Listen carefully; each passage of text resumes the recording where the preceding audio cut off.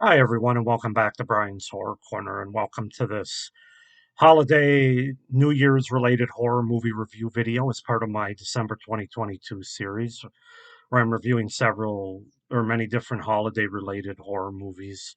Um, got all the Christmas ones in since we're on the other side of Christmas now. So check those reviews out up on my channel, as well as my top 10 Christmas horror movies of all time. Now we're going to turn the page to New Year's, and I have three movies to review this week leading into New Year's to review is on my channel here. So to start with, we're going to go ahead and review a movie, an early '80s slasher movie, which has been a first time watch for me for this review, and that movie is Terror Train from 1980. So yeah, I have it on Blu-ray here. So yeah, this is a movie that I've wanted to watch for quite a while now, and this gave me an opportunity to check it out for myself firsthand. So let's just go ahead and get into Terror Train.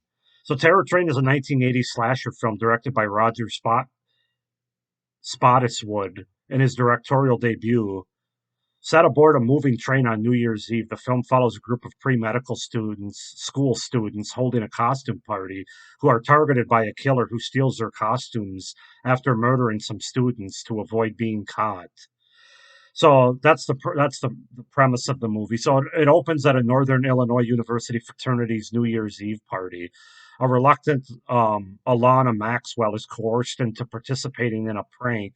She lures the shy and awkward pledge Kenny Hampson into a darkened room on the premise of sexual liaison. However, some other students have placed a woman's corpse, stolen from the university medical school during the Christmas vacation, in the bed instead. Kenny is traumatized by the prank and is sent to a psychiatric hospital. 3 years later, the members of the same fraternities and sororities hold a New Year's Eve costume party aboard a train. Class clown Ed is disguised as Groucho Marx. Prank ringleader Doc Manley is disguised as a monk. Jackson is disguised as an alien lizard. Mitchie, Doc's girlfriend, and Elena's best friend, is disguised as a witch. And Elena's boyfriend, Mo, is disguised as a bird. Also along are Karn, the train conductor, and a magician hired to entertain the crowd. Ed is murdered prior to boarding, and the killer dresses himself in Ed's Groucho Marx masks, allowing him to board the train unnoticed. Ed's corpse is then crushed by the train when it takes off. As the train journeys into the wilderness, the killer wanders amongst the students who believe him to be Ed. In the sleeper bathroom, he murders Jackson by smashing his head into a mirror. Karn finds Jackson's bloody body in the bathroom, still donning the lizard costume. When Karn returns to the scene with the brakeman Charlie, the killer has hidden Jackson's body and is now posing in the lizard costume. As he appears conscious, Charlie assures Karn that the party goer is merely drunk. So yeah, that's the setup and the premise for Terror Train from 1980. As far as the cast goes, we have Ben Johnson as Karn, Jamie Lee Curtis as Alana, Hart Bachner as Doc, Sandy Curry as Mitchie, Timothy Weber as Mo, Derek McKinnon as Kenny Hampson, Anthony Sherwood as Jackson, and Joy Bushell as Pet. So yeah, there's the cast along with the setup and the premise for 1980s Terror Train. I enjoyed this movie pretty well, especially for an early '80s slasher movie. There's a lot of slasher movies obviously that came out during this time. But I enjoyed this one, and there's a few reasons why. It's not a perfect slasher movie by any means. There really aren't a lot of perfect slasher movies. I'll get into that with my cons, but let's start with the things that I liked about the movie or my pros for it. So, I'm going to start with Jamie Lee Curtis. I thought that this was her best Scream Queen performance, other than Halloween, of course. The original Halloween is at the top of the mountain. But I thought this one, of all the other ones she did, she was in The Fog, she was in Prom Night, this movie, and then, of course, Halloween, too. I thought this was her second best performance, right behind the original Halloween, as far as being a Scream Queen. I thought she was better here. Um, she embodied once again what made all the makings of a really solid scream queen and strong final girl, including the screaming itself and the fight that she puts up and doesn't just roll over and let the killer get her. So, yeah, I thought Jamie Lee Curtis, I was pleasantly surprised because she was really disappointing in The Fog. She looked like she really mailed it in that one. And Prom Night, she was just kind of okay, but I didn't think she was great in that one. This was definitely a step up. So that was the first thing I noticed. The other thing that I really love is the unique setting of this movie. The fact that it's on a train with all the claustrophobic nature that that entails when you have a killer on the loose. Um, you just can't get away from the killer. Obviously, you're down this long corridor, having to go from car to car. You know, there's a killer on there. Unless the train comes to a complete stop and you run out, you're kind of stuck there and trying to hide from him. So I don't know. It just sort of adds another layer of horror, another layer of tension there that you don't necessarily get in like a house slasher or something where you can just run away or drive away from the house. So I really like that from a slasher standpoint. I don't know if there's other movies, other slasher movies like that. I don't think I've seen any. Somebody can comment down below if it copied from anybody on that. But I think that's a pretty unique concept, having a slasher on a moving train like that.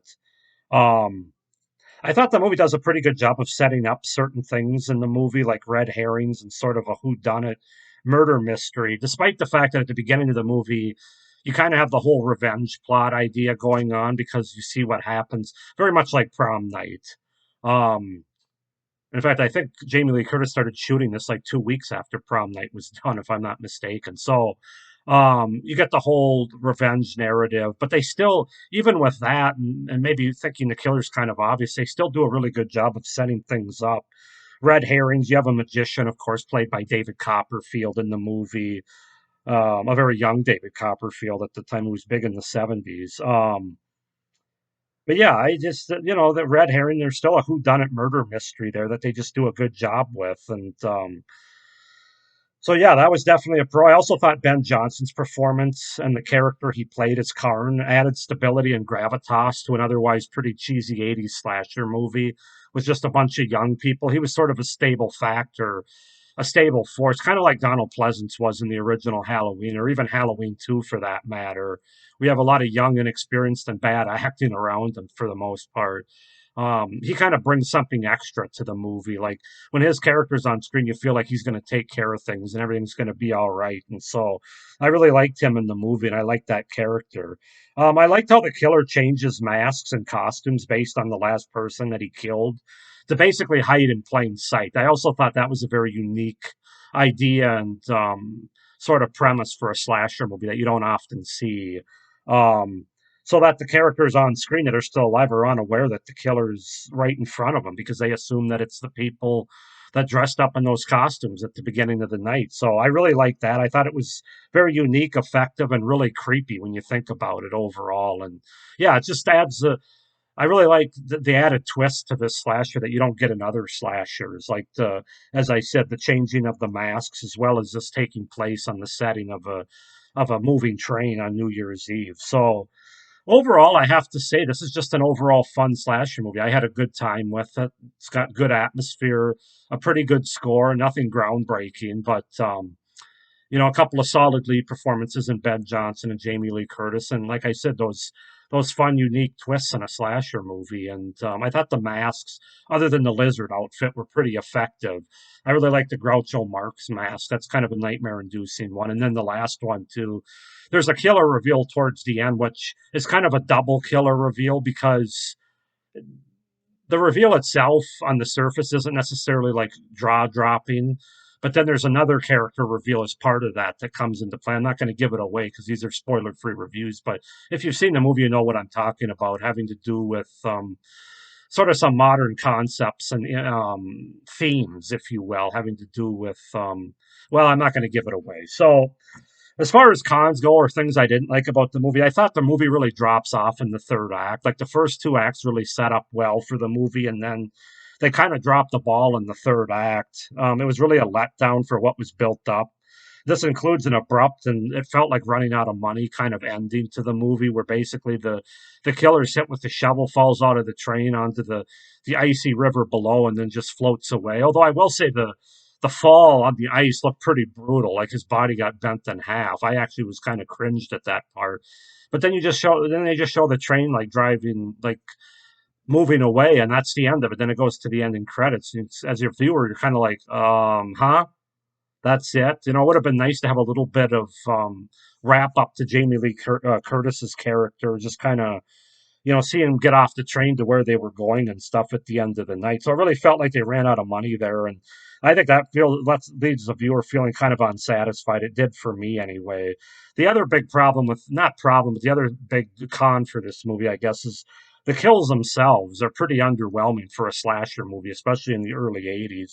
You really don't see any kills on screen. You only see the aftermath of them, and well, the aftermath pictures are and images are okay. They're pretty decent for the most part. Some better than others. To not see any kills whatsoever was I don't know, especially during a time where they really could have showed them, to be honest with you. I don't know why they made that decision that they did. Then you have the big plot convenience of the characters all of a sudden midway through the movie thinking that kind of flashing back and thinking that this killer is Kenny from the beginning of the movie. It just kind of comes out of nowhere. The fact they bring him up as a potential killer, and then they also go on about this backstory. Oh, he might have killed somebody before that night of the prank that they pulled on him, and it's like it just felt really out of place and really unnecessary, in my opinion. And I just didn't. It kind of took me out of the movie a little bit, to be honest with you. And then the final thing, considering this is sort of a New Year's horror related movie, I really didn't get a lot of New Year's vibes. I mean, you really could have pulled this off as a Halloween costume party um, movie more than a New Year's movie because even though there is some people for New Year's parties, they do dress up in like masquerades and masquerade costumes and things like that. But I mean, you just don't really get any New Year's vibes or strong vibes, I should say. Although New Year's is kind of a hard holiday to really hit on with horror, the way Halloween and Christmas are too. So I guess I give them a little bit. That's why that's kind of a nitpick con. But yeah, I wasn't really feeling the New Year's vibes going on in this movie that was promised. Because it even says on New Year's Eve. Well, it could have been any. It could have been graduation weekend. It could have been a Halloween costume party. It could have just been for the hell of it that they took this train. So, so those are my cons for Terror Train. But overall, guys, I had a good time with this movie. I'm glad to have it in my collection. I think it's a pretty solid. I mean, it's a good '80s slasher, cheesy slasher movie from 1980. Like I said, Jamie Lee Curtis is good. I just enjoy it more than I don't, despite the fact that it has some problems. I really love the idea of the changing costumes by the killer. That's my favorite part. So yeah, there's definitely more here to like than not. So for an '80s slasher movie, I'm going to give this movie an 8 out of 10. It's not perfect, but I would recommend checking it out. And I don't remember what I paid for this. I don't think it was a whole lot more than $10, so it's worth checking out. And I give it a purchase worthy. So that's my review for Terror Train, 8 out of 10. Go ahead and comment down below what you guys think of the original Terror Train from 1980. Do you like it more or less? Why not? Please like this video and hit the little notification bell down below so you don't miss any of my upcoming reviews for this series. Got 2 left. Please subscribe to this channel as well so you don't miss any of my great horror content. I have like the first 6 months of next year already figured out, so definitely stay tuned for that. I'll have a video that'll drop around New Year's Day probably to kind of give you the breakdown at least of the next 2 or 3 months. So, but yeah, I hope everybody's having a good holiday season and everybody had a good Christmas that celebrated Hanukkah and all those type of things. But hope you're doing well, but stay scared. Bye.